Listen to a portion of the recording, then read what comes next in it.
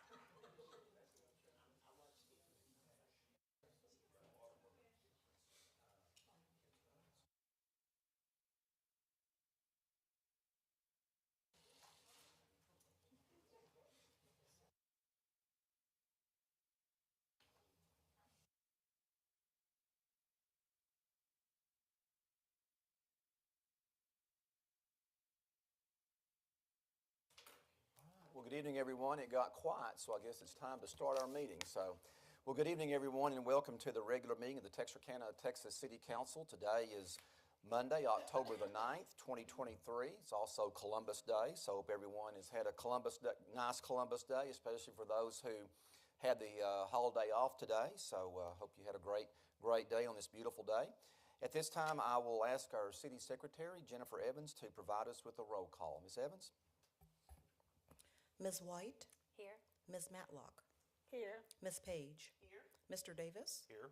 Ms. Hart, Here. Ms. Williams. Councilmember Williams is not able to be with us this evening, and so based on that, I will be voting on matters that come before the council this evening. And also, Councilmember Williams was scheduled for our invocation and pledge, and I will go ahead and lead that this evening. Everyone will please stand. Our Father in heaven, we thank you for the beautiful weather that you provide for us for the past several days, the cool, crisp mornings and the beautiful sunshine during the daytime hours, and we're just so grateful for the great weather. And Father, we ask that you be with the citizens in the country of Israel as their country has been attacked, and we ask that you be with their citizens. We ask that you be with their leaders. We ask that you be with their military leaders as they make very, very important decisions, both now and into the distant near future. We ask that you, those that may have been injured, that they will be able to recover from their injuries and try to return back to a normal life. And Father, we ask that you be with our council this evening as we conduct business on behalf of our citizens, that you will provide us with the guidance and the wisdom to make those decisions. Also be with Councilmember Williams as she's recovering from her medical encounter, that she will have a swift and prompt recovery from that. And we ask that you forgive us from our sins. We ask these things in your Son's precious name.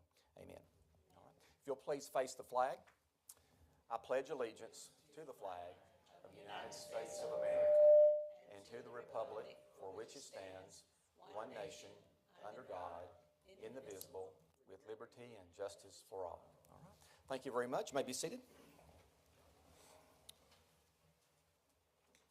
We have several guests in the audience with us this evening. I would like to recognize former Mayor Steve Mayo, who serves as our city water liaison. So Mayor Mayo, we welcome you back. And we also have Kyle Dooley, Executive Director of Riverbend, also former city employee here. So Kyle, and Assistant City Manager, thank you for coming this evening. Glad to see you here. We also have Cole Metter. And Cole, if you'll please stand. Cole will be our new Ward 5 council member, and he will be sworn into office next month. And so he'll be filling a spot vacated by Councilmember Libby White. And Councilmember White, we want to thank you for your service to the council this year as well. And so we'll welcome you next month, Cole, and thank you for being here this evening. We hope that you find the meeting to be informative. All right. We also have representatives from our Sterno. We do have a item on our agenda later on in our meeting. So we have Shane Peck and Reggie Moss. Thank you, gentlemen, for being here with this evening. Glad your attendance is with us as well. And so at this time, we have a special presentation. It's entitled East Texas and Water Fluoridation, and it's going to be given by Dr. Sandra Schambarger. So Dr. Schambarger, we welcome you this evening, and we look forward to your presentation. Thank you. Okay. I'm not a public speaker, so forgive me, okay? Okay, I'm Sandra Schambarger. I'm an endodontist here in Texarkana. Am I echoing? Is this okay? Just a little bit. Okay. Yeah. Move it away a little bit. Is that better? Will that be better, Jennifer? A little closer? Okay. Is that better? Okay. That's better. Okay. And I need to go. Okay. So I'm going to do a presentation about water fluoridation. Some things have changed over the last couple years in the region.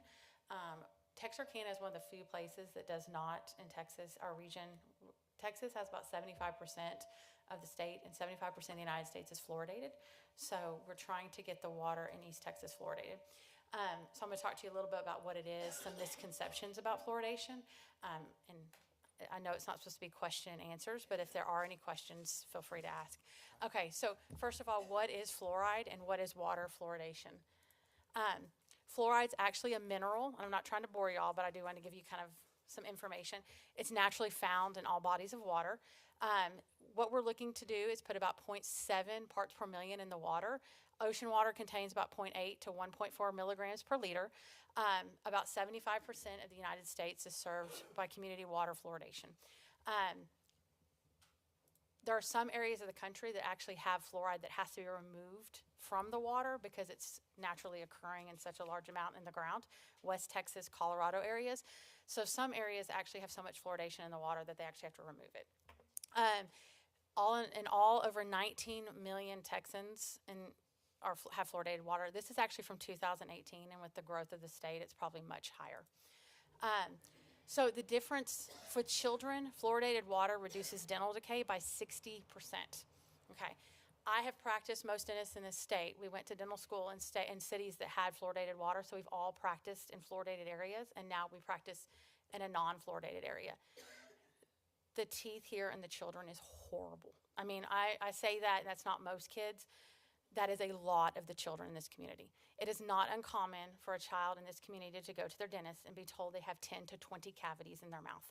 So if you can imagine a child going to the dentist and having 10 cavities, and they get fluoridated water, and we get a reduction, now they have 4, that's enormous for the lifetime of that child. I mean, it's enormous. And you can ask any dentist in this community, it is tragic what's happening in our community with our teeth.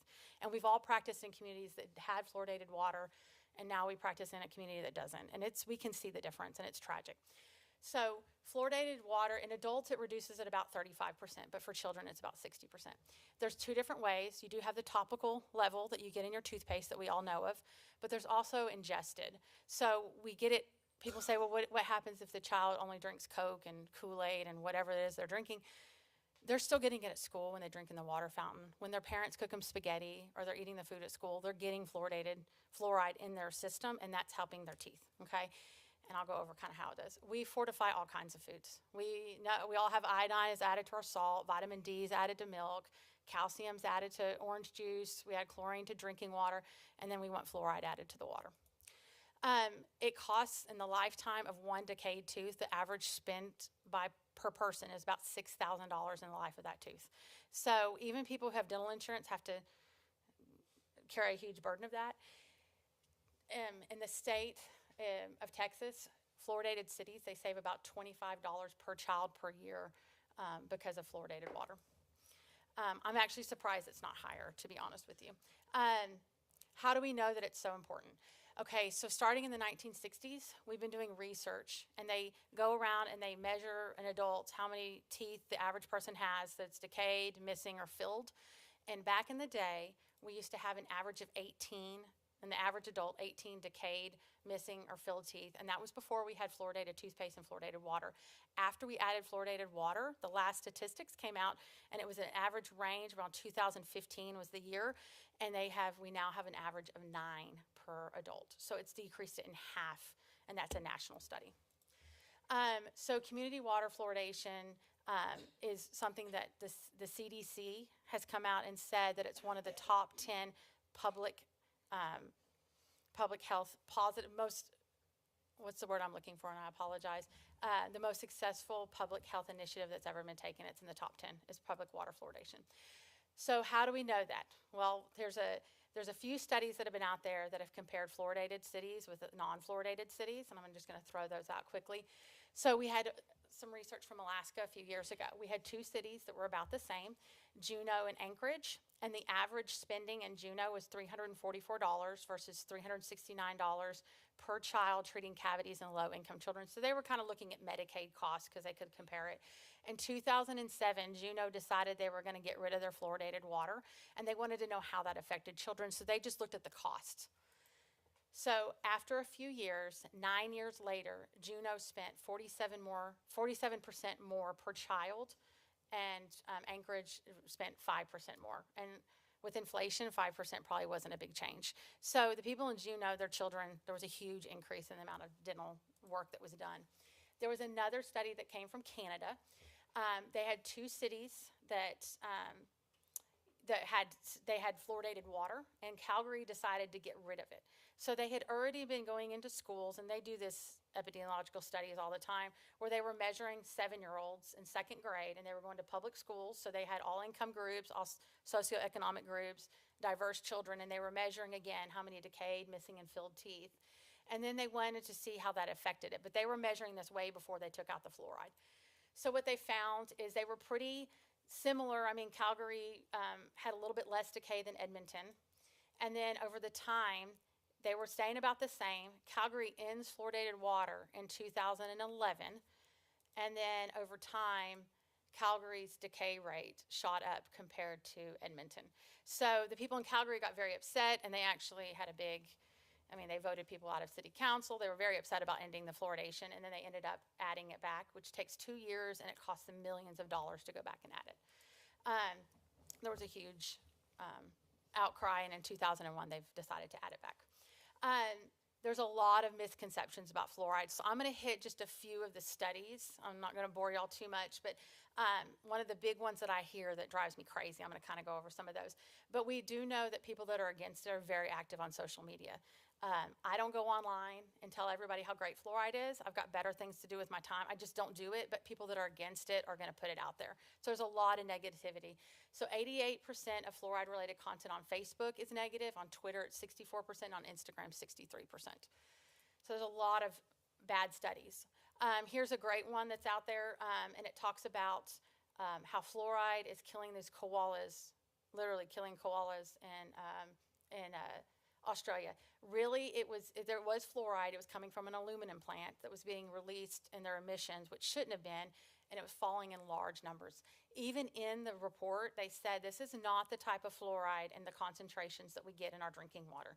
They specifically said this is a crazy amount that's not normal, but they still love to use that to misrepresent the use of fluoride and how it does stuff to bones. But it's a really high amount in this particular study. So I've seen this one thrown out a few times. So this is not even nearly the 0.7 parts per million. These koalas got an extremely large amount that was deposited in their habitat. Another one, this is a boring one. There's a study about fluoride causing issues with perioral dermatitis around the mouth. I will tell you, in all the years I've practiced, I have never seen anybody with perioral dermatitis. That's just not a common thing. They only had 21 people, and a lot of them dropped out of the study. So it's not even a decent study, and they didn't find any correlation. But a third of them dropped out. I'm just going to kind of quickly, because some of them are, it's not wanting to, there it goes. Okay, some of the costs. Children miss about 34 million hours of school in a single year due to unplanned dental care in the United States. And students with dental pain were 4 times more likely to have lower grades. And I will say this as an endodontist, I see a lot of children that come to me in a lot of pain, and I can't imagine, a lot of children don't love to tell their parents that they have a toothache. Sometimes they're worried because their parents don't have a lot of money or they can't take off work. Children really do worry about that stuff, or they kind of ignore it, and when they come to me, they're in a lot of pain and they're miserable. And I can't imagine the amount of pain that they're in that they've been able to focus when they've been in school. Like, that's not something you can't focus. I don't know if any of y'all have had a toothache, but it's hard to focus on getting educated. So when you have kids with 10 cavities, I know they're in pain, and they're not, it's got to be hurting their grades. In America, people make judgments on your teeth. So if you take these children we're raising here in East Texas, and they move and they want to get a job, but they're missing teeth because they had bad dental care all these years, you're kind of starting them with one leg. They don't have that leg up that they need. The way you present yourself does matter. And so it makes it harder for people to get jobs. It does matter. The U.S. military actually several years ago in 2011 required all military bases to be fluoridated because they needed military readiness. They wanted their soldiers to always have the fluoridated water because it costs a lot of money to evacuate somebody with the dental needs. Older adults. I love to talk about children because that's who everybody cares about, but our elderly are really suffering as well. It is not uncommon in my office to see a lot of older patients. They have a bunch of teeth. They took care of them all these years. We get older. We have a dry mouth. We have bone loss, so we have a lot of spaces for our food to get stuck. they don't have very good dexterity. And so we don't brush our teeth as well when we get older. And then all of a sudden they get rampant dental decay. I mean, a lot of dental decay, teeth breaking off. And it's not just the fluoride. They already have a lot of things working against them when we get older. And then you add lack of fluoride. So it would help our elderly as well in our community. What about the safety? So there's really strong evidence. They've had more than 75 years of research and experience has definitely shown us that it is safe to add fluoride to our water. Opponents will actually blame fluoride for migraines, cancer, acne, and all kinds of things. And each time a fact checker looks it up, it's proven to be wrong. Okay. There's a big one that really drives me crazy, that it lowers IQs. And there was a study that was released in Canada several years ago, and they found an association, not a direct link, between fluoride and lower IQ scores in boys if moms drank fluoride or had fluoride while they were pregnant. And I'm going to just go on ahead and tell you that study, I just read it again last night. It's one of the worst studies I've ever seen.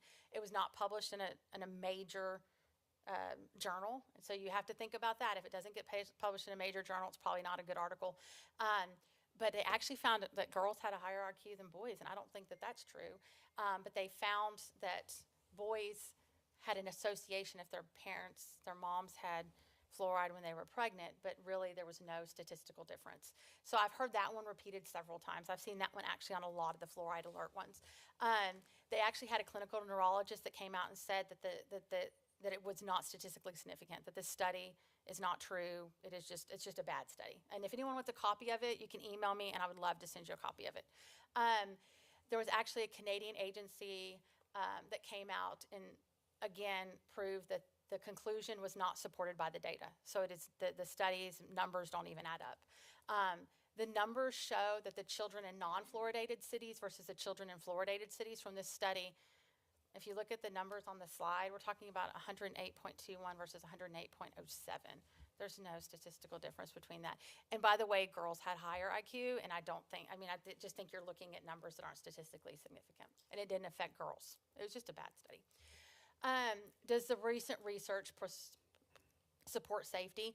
And here's just a couple of them. The New Zealand study in 2015. I'll go over them individually. They found that there was no link between fluoridation and IQ scores. It didn't matter if you were considering socioeconomic status, sex, breastfeeding, birth weight, and educational levels. After reviewing the research, there was no sufficient argument to raise any concerns about fluoridated water and the cognitive effects of fluoridated water. There was a Swedish study that found that they reconfirmed the long-established positive effect of fluoride on dental health, and there's zero effect on cognitive ability. So they've had a lot come out since then. The National Academies did a peer-reviewed, lengthy study on it, and they also found that there was no clear and convincing argument to support this claim that there's harm from fluoride. The National Academies also felt that the cognitive effects were not relative to, I'm reading the same thing and I apologize. I'm also going to give you the leading health and medical voices. These are all the people, all the different societies that agree that we should be fluoridating our water. We got the American Academy of Family Physicians, American Academy of Pediatrics, of course the American Dental Association, the Nurses Association, the Medical Association, the CDC. I mean, pretty much every major group has come out in favor of fluoridating water. And actually another thing, since we're talking about water, the American Water Works Association, which I think Kyle said we are a part of, it's kind of like the National Water Association, kind of like we have the ADA or whatever. They actually put out a fluoride statement for public water supplies in favor that we should be fluoridating our water. Okay. And then I wanted to kind of touch real quick on the Arkansas law. I realize we're in Texas, but one of the things that's been an issue in the past is that we do share water with Arkansas. And I know we're building a new water facility and then they have theirs, but there's no way, from what I've learned, to clearly separate them. In 2011, Arkansas actually passed a law that in the state of Arkansas, if you have a water treatment facility that serves over 5,000 people, you are required to fluoridate the water. The only thing that saved Texarkana, Arkansas was the last line of the bill that says if you share water across state lines, you are exempt, but if across state lines fluoridates the water, they have to fluoridate the water. So if we fluoridate our water, Texarkana, Arkansas will next be forced to do it. They're one of the few cities in the state of Arkansas that doesn't have to. I believe Fort Smith was in that scenario, but they went on ahead and fluoridated their water. So now in the state of Arkansas, pretty much every, D-Queen has it, they just recently went to it. Every city in the state of Arkansas that has public water that serves over 5,000 people has already been fluoridated. So we're a little behind in this area. I try to do it kind of quick because I didn't want to bore y'all too much with water fluoridation, but do any of y'all, I know it's just informational, but do any of y'all have any questions? I can talk about this till I'm blue in the face.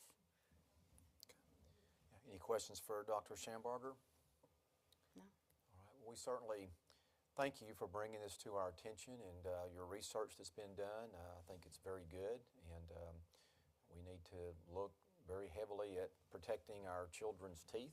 I think it's very important, especially this day and time, and a lot of expense, as you mentioned, goes along with that. And so, thank you for bringing this to our attention, and we will continue to work on it and study this. Thank you. I appreciate y'all's time.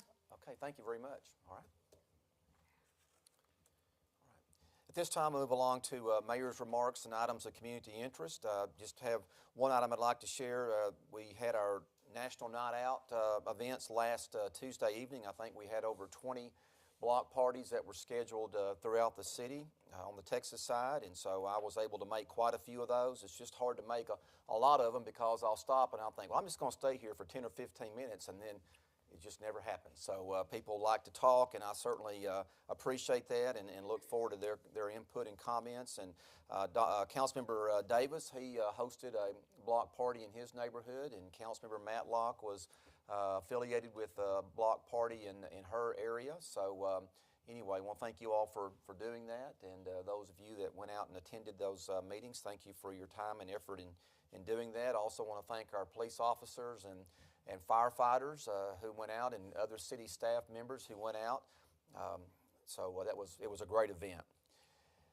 Moving along to our upcoming city council meetings, our next scheduled meeting will be on Monday, October the 23rd, and then we only have one council meeting for the month of November, as well as one council meeting for the month of December. So the dates coming up, November's meeting will be on the 13th, and December's meeting will be held on Monday, December the 11th at 6 p.m. here in the council chambers.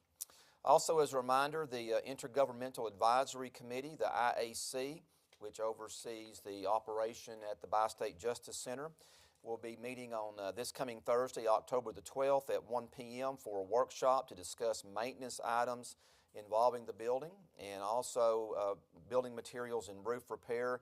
And then after that workshop at 2:30 p.m., there will be a special called meeting with the IAC committee, and Councilmember Williams and I serve on that committee to represent the Texas side, and we also have representation from Texarkana, Arkansas, as well as Bowie County. Both meetings will be held in the Texarkana, Arkansas Police Department training room at the Bi-State Justice Center. That room is located on the first floor, and the building is located at 100 North State Line Avenue in Texarkana, Arkansas.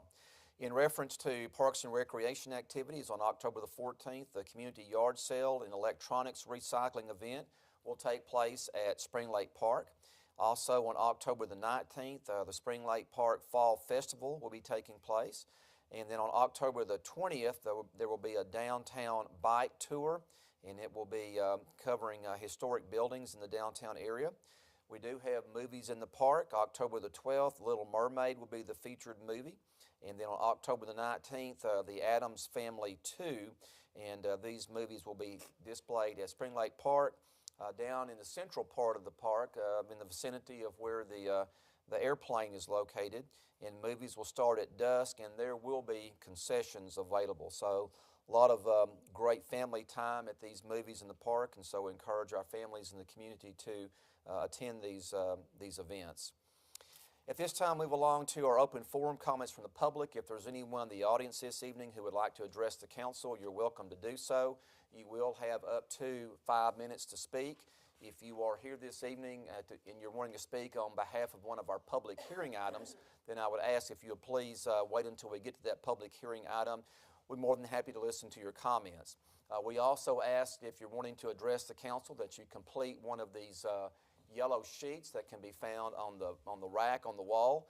And I do have one sheet that was completed, and it was completed by Miss Phyllis McGee, who resides on North Park Road, and she would like to address the council in reference to flooding in the Spring Lake Park area. So Ms. McGee, if you'll please come forward and stand at the podium, and if you would please state your name for the record, and you will have up to 5 minutes to speak, and we welcome you to our meeting this evening. My name is Phyllis McGee, and I'm sorry to bring up the same topic of water. It's very strange that I should be talking about. Mine is too much. My name is Phyllis McGee. I reside at a senior citizens community of duplexes near Spring Lake Park. Last Wednesday, October the 4th, 2023, Texarkana, Texas was hit by a huge thunderstorm. It sent torrential rain into that whole area over there where I reside. My duplex was heavily flooded with the runoff from the Spring Lake Park area. I notified the company in charge of the leasing of this property immediately, Thursday morning after the storm went through. I did not get any assistance from them until Friday the 6th, which was a small fan to put on the floor. The house flooding included a living room, a bedroom, and a walk-in closet in between those two rooms. I kept calling, texting, emailing management, no response.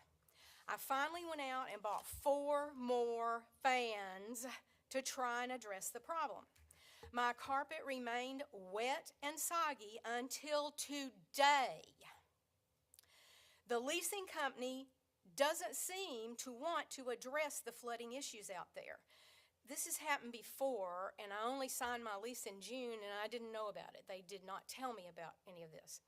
The owners of this property are in Flower Mound, Texas, north of Dallas, Texas, and apparently they could care less about the senior citizens that are trying to live independently in this community in Texarkana, Texas.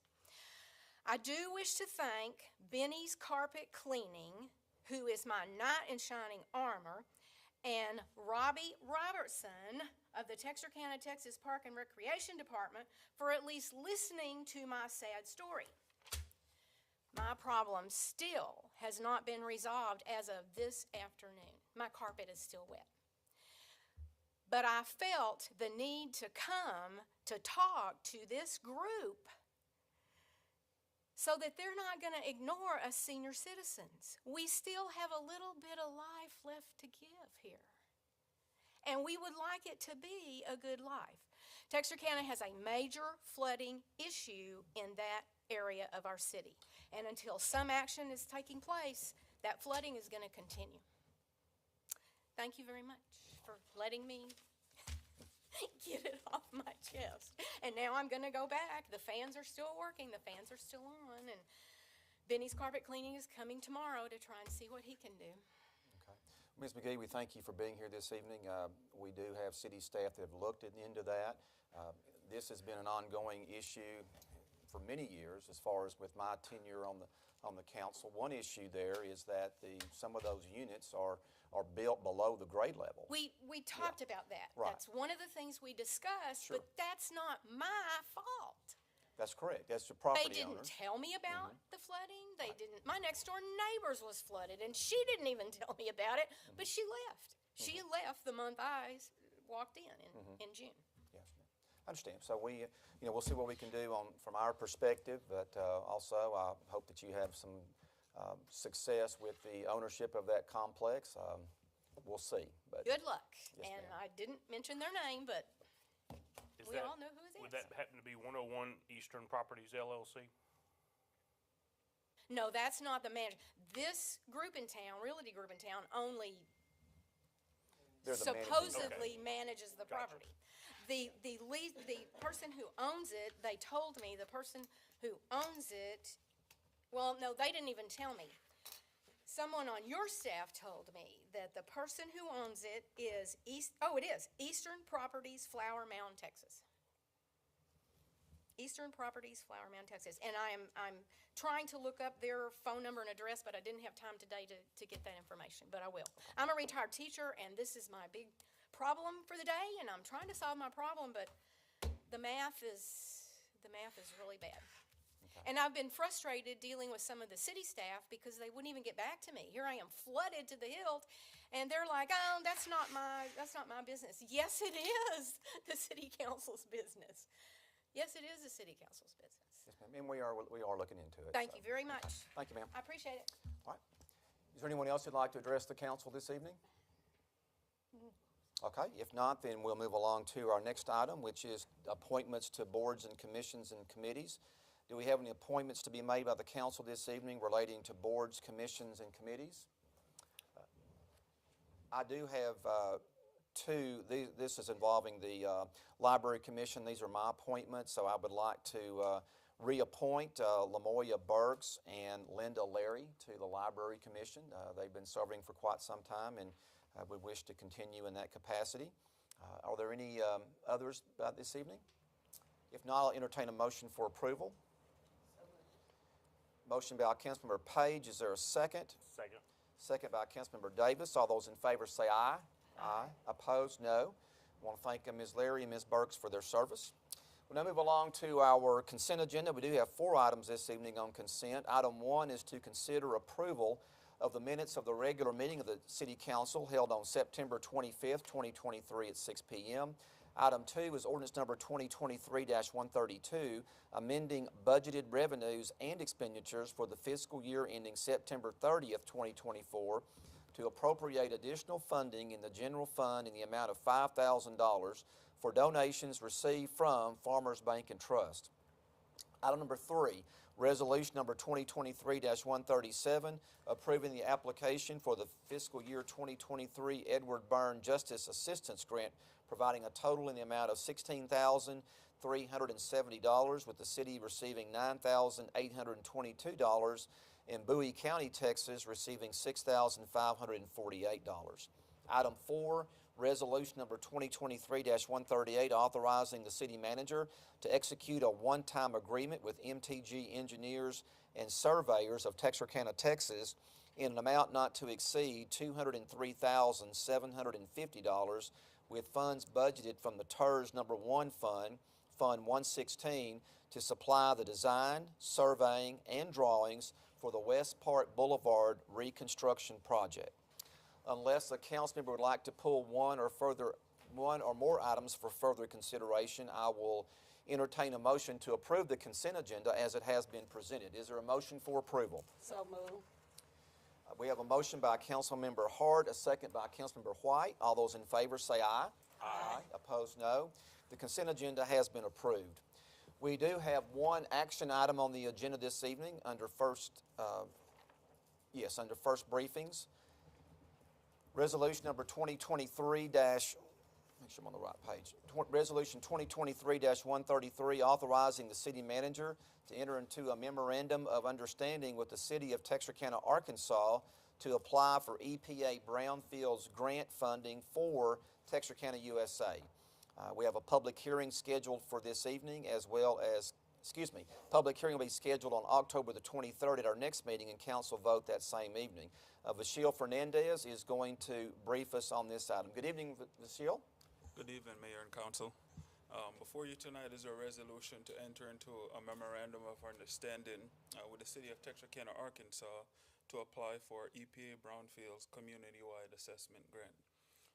The city of Texarkana, Texas began its Brownfield program in 2010, and Brownfield assessment funds have been used as a catalyst to help with economic development and revitalizing vacant properties that are potentially contain hazardous substance like lead-based paint, asbestos, and petroleum products. These funds are used to cover phase 1, which look at data research, as well as phase 2 that does sampling and identify contaminants and remove them. So this is crucial to help investors as they gauge the cost of cleanup and whether those projects will be financially viable. And so we recognize that there's mutual benefits of collaboration with both cities to look at cleaning up our brownfield issues that expand across the state line. And so with this upcoming grant period, we're partnering with Texarkana, Arkansas to submit an application. And it's laid out there before you in the memorandum of the roles that we will play. The city of Texarkana, Texas will take the lead in the application, and then we'll work collaboratively of executing the grant if we so were awarded these funds. I'm happy to answer any questions that y'all may have. Okay. Any questions for Vashil on this item? I think this is another great example of the two cities working together for the common good, so appreciate your work on this. Thank you. All right. Once again, we'll have a public hearing on October the 23rd and council vote that same evening. Let me back up just a second. We did not have any action items. That heading did not have any items under it, so we actually received that information from Vashil under the category of first briefing, so I apologize for any confusion. At this time, move along to public hearings. We do have one public hearing scheduled this evening. It's resolution number 2023-117, authorizing the city manager to execute a business incentive agreement with Sterno Group, LLC, for expansion of a local manufacturing business and authorizing business incentives based upon job creation and salary level criteria in an amount not to exceed $450,000. Any additional information to be provided by staff on this one, David? Okay, very good. So at this time, we'll declare the public hearing open. If there's anyone who would like to address the council on this particular item, if you'll please come forward and state your name for the record. Not seeing anyone coming forward at this time, I'll declare the public hearing closed. Is there a motion for approval of the resolution? So moved. Second. We have a motion by Councilmember Davis and a second by Councilmember Hart. This item does pertain to a resolution, so there's not a caption. All those in favor say aye. Aye. Aye. Opposed, no. The resolution passes unanimously. And Mr. Peck, Mr. Moss, Mr. Ross, Mr. Moss, got it right there finally.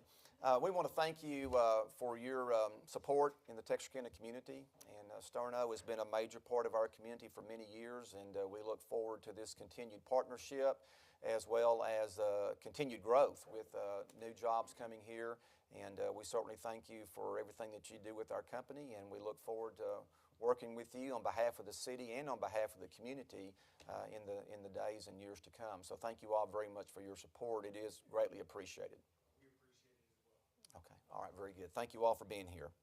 All right, at this time, move along to our city manager's report. Dr. Orr.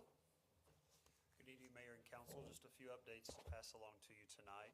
First off, we have an I-30 construction update from TxDOT. So tonight, October 9th, they'll begin working from 8 p.m. to 6 a.m. The contractor will be doing work to the existing eastbound and westbound traffic lanes. This work will require restricting the main lane traffic to one lane. And so this will approximately take about 4 weeks, depending on weather. And TxDOT is encouraging the public to learn more about the project and kind of project updates through drivetexas.org. So I wanted to pass along that information that will start tonight. And also, we're excited to announce a new employee health benefit in partnership with Texarkana College. And so this includes use of the college's Pinkerton Center, Health and Recreation Complex on the campus of Texarkana College. Provides free access for our employees to work out at the facility. So we're excited about that partnership. There's more information on the flyer on the screen and a location guide. And in speaking of Texarkana College, just a reminder that tomorrow is James Henry Russell's STEM Complex dedication ceremony and ribbon cutting. This will take place tomorrow on campus at 10 a.m. There at Texarkana College. And one final note, you have flyers at your desk, but this is Leadership Texarkana's fall party is tomorrow as well. Cafe Lucille from 5 to 6:30, and the city is the primary sponsor of that event every fall, and just invite everyone to come out to that as well. That's it. Nice to have another restaurant in the downtown area, so that'll be very good. So once again, 5 to 6:30 tomorrow evening. So anything else, David? That's it. Okay, all right, very good.